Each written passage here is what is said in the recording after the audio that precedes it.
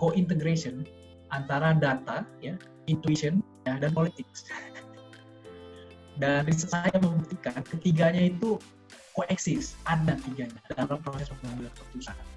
Ya, saya melihat, saya banyak menganalisis paper ya, di paper saya menggunakan mesin seperti juga salah satu paper saya publish di jurnalisme Fokus. Jadi yang namanya intuition itu matter ketika datanya itu memang nggak ada, dan orang dulu memang menggunakan itu, meskipun intuitionnya ada di disclaimer-nya. Kalau intuition itu berdasarkan pengalamannya, expertise-nya gitu ya, kita katakan heuristic atau kita sebut dengan intuitive knowledge ya, itu biasnya kecil ya. Tapi ada juga intuition itu sebagian itu karena belief ya, perasaan. Nah ini yang menjadi bias. Jadi kita harus mendengarkan lagi apakah intuition kita itu karena beliefnya kita atau feelingnya, belief atau feeling. Nah mungkin cara praktis untuk menguji apakah karena feeling, misalkan nih, kita ngambil decision dalam posisi minggu lagi hektik sama minggu depan, kita coba bandingin, kita temukan beda apa enggak. Nah itu untuk menguji ada konsistensi enggak tuh decision kita, jangan-jangan gara-gara kita lagi jadi as long as intuition itu digunakan datanya memang nggak ada ya, dan berdasarkan pengalaman kita, intuitive knowledge, menurut saya memang itu banyak digunakan dari dulu ya. Jadi saya meriset banyak banget paper, riset bahkan tuh ada 2 prize Nobel ya meriset tentang intuition ya, itu under personality, dan juga Daniel Kahneman ya. Daniel Kahneman itu dari Princeton ya, Princeton ya, itu prize Nobel ya, dia itu prize Nobel di bidang ekonomi tapi padahal psikologi ya. Jadi menggunakan manusia adalah pengambil keputusan ya, itu tidak hanya menggunakan aspek kognitif ya, tapi juga ada emosional ya, ada aspek-aspek lain gitu ya. Dan terakhir itu saya juga menggunakan aspek politik ya. Aspek politik ini banyak banget khususnya di Indonesia. Jadi orang yang staff yang ngomong sama director ngomong, meskipun analisis proyeknya sama, itu bisa beda hasilnya. Itu politik does matter. Jadi yang ngomong itu juga menentukan ya. Terus ketika kita hanya menyerahkan proyek sebagai dokumen, atau kita menyerahkan proyek dan kita melakukan meeting semacam mediatory meeting, kita melakukan influencing kepada tim yang ingin kita konvinsi, kita yakinkan, itu beda. Itu kita sebut lobby, tapi lobby positif menurut saya. Dan saya melihat politik itu sering dinafikan sebagai negative things, tapi di riset saya membuat positif. Yang membedakan positif sama negatif ketika lobby ya, kemudian influence itu digunakan untuk keuntungan perusahaan, karena itu organisasi. Kalau negara itu keuntungan negara, itu bakal positif. Kalau sebaliknya untuk keuntungan tertentu, itu negatif. Jadi menurut saya negara kita memang harus berpolitik menurut saya. Sepanjangnya keuntungannya buat negara, buat bangsa, itu sama seperti perusahaan. Jadi kita nggak resisten dengan politik, karena pada dasarnya kita sih manusia sosial ya. Yang ngomong itu senior sama junior tuh beda tuh responnya orang. Ya orang lama sama orang baru di kantor itu juga beda.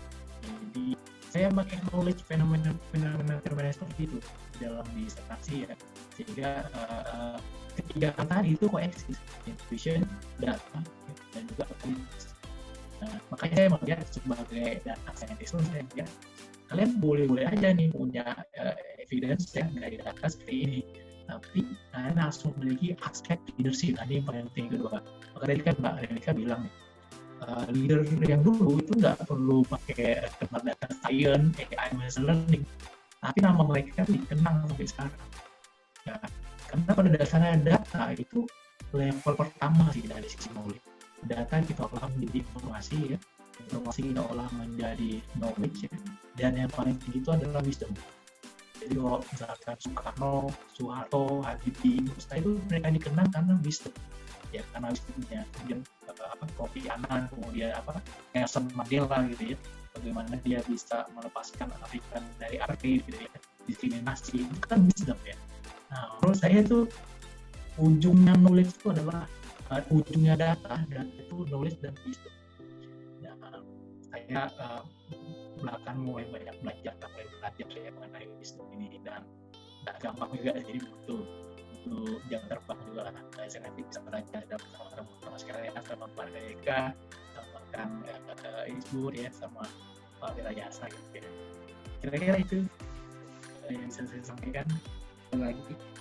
Iya Pak, jadi menarik sekali ya Pak. Jadi kalau kita lihat sebenarnya ketika zaman sekarang itu adalah data science gitu, big data dan sebagainya, menurut saya ya Pak ya, justru itu menscientifikasi, karena nggak semua orang punya wisdom kan Pak.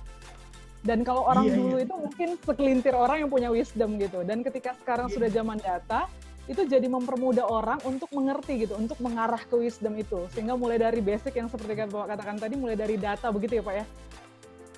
Iya. Jadi ketika kita ketika berhasil menscientifikasi itu, membuat itu jadi knowledge yang bisa dipelajari oleh semua orang. Jadi sebenarnya kesempatan sekarang untuk menjadi pengusaha, entrepreneur, dan sukses seperti para pendahulu-pendahulu kita sebenarnya semakin luas ya Pak ya, apalagi akses komunikasi dan terbuka gitu ya Pak ya. Betul. Karena memang purpose dari teknologi itu adalah memudahkan manusia sih. Jadi generasi kita kan sekarang lebih saya lebih nyaman ya. Saya kadang iri banget sama adik-adik yang lahir tahun 90 tahun 2000 gitu. Kadang-kadang saya pikir kalau bisa saya dilahirkan tahun 2000. Soalnya generasi sekarang itu generasi manja banget, nyaman ya. Ini karena pandemi aja nih. Tapi kalau lepas dari pandemi itu manja, nyaman, dan tapi mereka secara intelektualitas luar biasa loh. Jadi saya juga nggak bisa sebelah mata. Mahasiswa saya di kelas dari sisi kreativitas untuk desain slide. Oh itu saya akuin. Kamu kok bisa sih desain kayak gini? Tolong dong saya kasih tahu info. Saya ngerasa udah jadul nih saya jujur aja. Karena pada dasarnya zaman berubah ya. Dan mereka kan lingkungannya beda sama saya yang mungkin bayar 80-90 gitu ya. Dan saya ngerasa perubahan belajar mereka dari sisi kreativitas. Mereka tuh kreatif banget, kreatif dan digital literarinya tuh canggih ya. Jadi saya kebetulan istri saya juga milenial ya, lahirnya tahun 94 ya. Jadi beda saya 8 tahun ya. Saya 8 tahun muda lah. Jadi saya juga banyak tuh Instagram bisa gini. Saya kan nggak terlalu Instagram aja begini. Terus bisa edit video dari handphone. Dan itu saya ngerasa tuh kita saya sih simpel sih Mbak Irka dan teman-teman. Strong as itu positif buat kita nggak ada rasa sungkan untuk belajar. Jadi kadang-kadang tolong dong ajarin saya memang nggak ngerti nih Bang Indra. Karena setiap orang pasti ada kelebihan ada kekurangan. Jadi kita nggak harus merasa sungkan ya. Bahkan saya promosi dokter saya sampaikan. Dia bilang kalau suatu saya harus kuliah diploma S1, saya nggak merasa sukan, saya kuliah sepanjang itu memang saya perlu ilmu itu juga. Jadi S3 itu bukan membatasi, saya sudah mengetahui segala hal, karena S3 itu sempit banget, skopnya kecil banget, tapi dia gampang kayak jarum. Jadi bisa saja cuma itu aja tuh, perlindungan 3 tahun, tapi ya ini tuh ya nggak terlalu luas ya. Ini kadang agak aneh kalau ada orang bilang kan kok ini udah dokter tuh seolah-olah ahli segalanya, udah pasti salah. Saya kalau misalnya tadi tentang maintenance, saya kira ya saya mungkin saya belajar beliau. Kemudian Pak Andika selaku entrepreneur ya, CEO-nya ini kan perusahaan nasional gitu ya, saya juga harus perlu banyak belajar gimana caranya kembangin networking ya, kemudian melayani konsumen ya, sama kaki sebut juga ya, beliau ini juga statistik ya. Jadi saya kira saya nggak mau menjadikan gelar itu menjadi batasan kita untuk belajar, salah nih. Makanya itu kalau di Mbak Dewi kan saya suka tulisannya lifelong learner ya, dan nama saya biasanya gelarnya saya nggak suka tulis itu, soalnya kalau tulis kepanjangan. Dan terkadang ada kesannya seolah pamer kan. Jadi saya udahlah hapus aja, nggak usah aja gitu. Saya juga rencana juga kalau ada waktu perlu saya juga belajar lagi gitu, jadi nggak kira-kira itu baik. Jadi sekali lagi saya kira bagus banget nih diskusi ini, dan bagus juga buat saya pribadi ya, buat saya belajar dari Pak Dewi tadi, dan diingatkan ternyata memang generasi dulu itu luar biasa ya. saya kan nggak perlu data-data canggih-canggih gitu ya.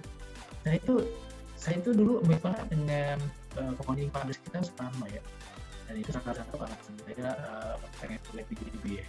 Jadi saya lihat gila ini bapak Masa gitu kan, insinyur dan itu kan salah satu pimpinan yang ditakuti di dunia ya, pada saat itu ya. Saya lihat tuh ada wisdom ya, dan dia tuh menguasai bahasa nggak cuma bahasa Inggris ya, bahasa Belanda dan macam-macam. Dan saya kira nggak banyak ya di bahasa Inggris seperti itu ya. Presiden lain juga melihat kayak Habibie ya. Jadi saya kira generasi dulu tuh kayaknya gimana ya, kita lihat tuh semuanya serba sulit ya, data yang nggak ada ya. Tapi kok bisa ya merumuskan Indonesia menjadi semacam pangan gitu ya. Jadi kita bisa ada pesawat gitu ya. Saya bayang juga deh semua tadinya gitu ya.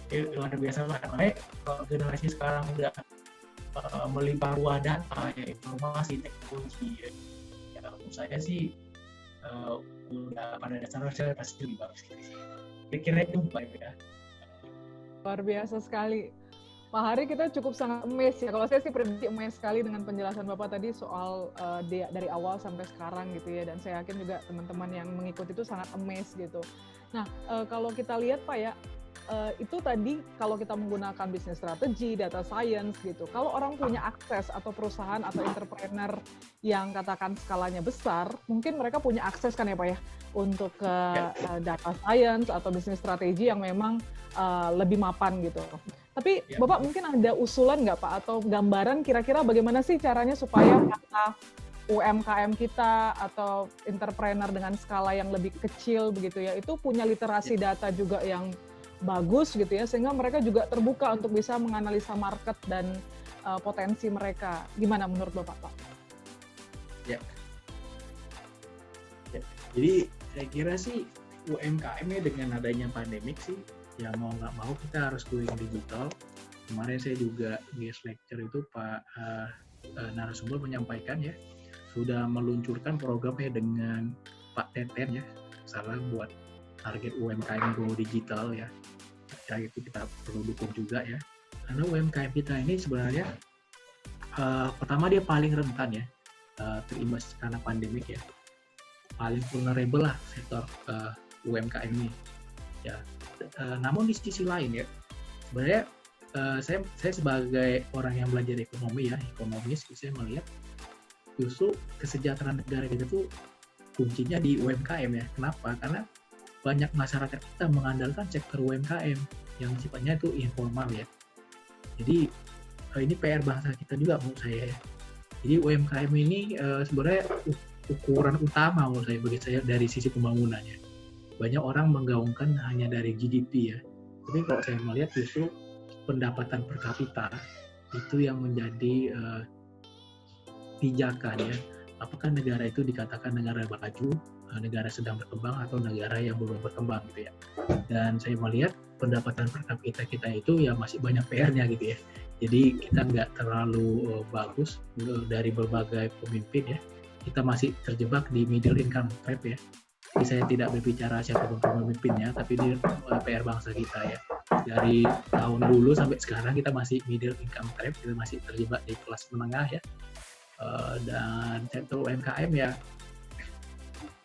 kalau saya belajar di ekonomi ini, sektor labor market ini ukuran ekonomi rakyat sesungguhnya ya, karena mereka mendapatkan langsung dari kesejahteraan dari bisnis UMKM, dan banyak banget masyarakat yang mengandalkan sektor itu. Jadi saya kira sih bagus banget ya inisiatif pemerintah, dan semoga programnya lancar ya ke UMKM go digital, karena memang mereka kalau misalnya investasi digital sendiri-sendiri kan cost-nya kan tinggi banget ya, investasinya tinggi banget ya.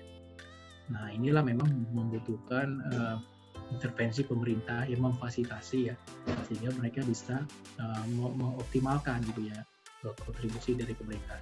Kira-kira itu Mbak Rebecca.